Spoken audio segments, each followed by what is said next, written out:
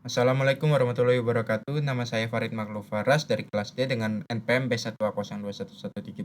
Kali ini saya akan menjelaskan tentang beberapa materi dari hukum dagang. Yang pertama saya akan mulai dari jual beli perusahaan. Pengertian jual beli. Menurut pasal 1457 KUH Perdata, perjanjian jual beli adalah perjanjian antara penjual dan pembeli di mana penjual mengikatkan dirinya untuk menyerahkan hak miliknya atas suatu barang kepada pembeli dan pembeli mengikatkan dirinya untuk membayar harga barang tersebut. Menurut Abdul Qadir Muhammad, perjanjian jual beli adalah perjanjian dengan mana penjual memindahkan atau setuju memindahkan hak milik atas barang kepada pembeli sebagai imbalan sejumlah uang yang disebut harga. Kapan jual beli bisa terjadi? Dalam asas konsensualisme pasal 1457 KUH Per, usus konsensualisme merupakan dasarnya perjanjian dan perikatan yang dilahirkan sejak detik tercapainya kesepakatan yang terbentuk karena adanya sepakat dan sah. Jual beli dianggap telah terjadi antara kedua belah pihak segera setelah orang-orang itu mencapai kesepakatan tentang barang tersebut beserta harganya meskipun barang itu belum diserahkan dan harganya belum dibayar.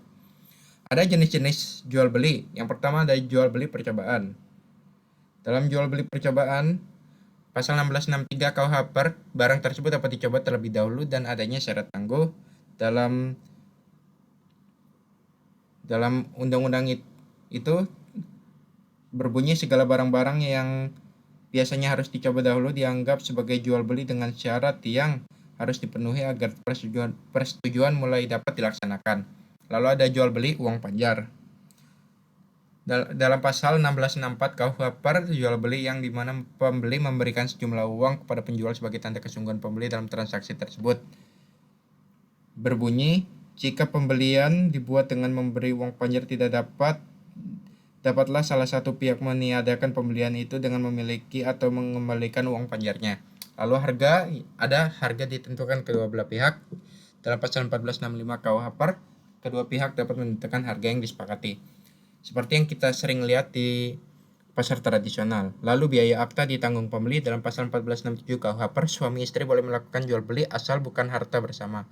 Dalam pernikahan ada namanya harta bersama dan harta bawaan, di mana dalam suami istri ini jika ada jual beli maka yang bisa dilakukan adalah harta bawaan mereka. Lalu ada risiko dalam jual beli. Jika barang sudah dibeli maka risiko ditanggung oleh pembeli. 2. Kalau barang yang dijual menurut tumpukan makan risiko ditanggung oleh pembeli. Jika barang belum dibelikan maka risiko ditanggung oleh penjual. Lalu ada surat berharga pada UU nomor 7 tahun 1992 tentang perbankan. Surat berharga adalah surat pengakuan hutang, wesel, saham, obligasi, sekuritas kredit, atau setiap derivatif dari suatu berharga kepentingan lain atau suatu kewajiban dari penerbit dalam bentuk yang lazim dipergunakan dalam pasar modal yang pasar uang.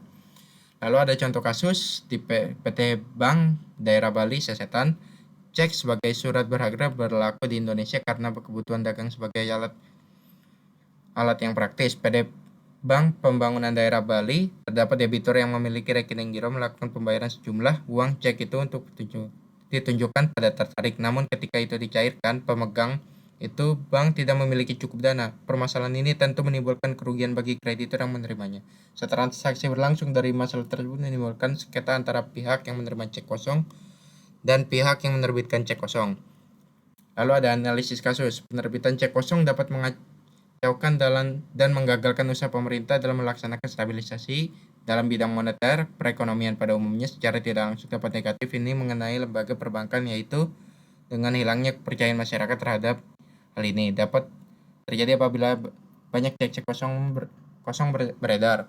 Lanjutan, sanksi perlu diberikan terhadap penerbit cek yang berulang kali menerbitkan cek kosong guna menghindari hilangnya kepercayaan masyarakat terhadap cek yang sebagai alat pembayarannya aman dan praktis. Guna memelihara kepercayaan masyarakat terhadap alat-alat itu, lintas pembayaran giral khususnya cek dan biliet giro, maka adanya beberapa ketentuan dalam rangka pengaturan cek biliet giro yang diterapkan oleh pihak bank, seperti penolakan cek biliet giro kosong oleh bank, penutupan rekening karena menarik cek biliet giro kosong, atau mendaftar hitamkan penerbit.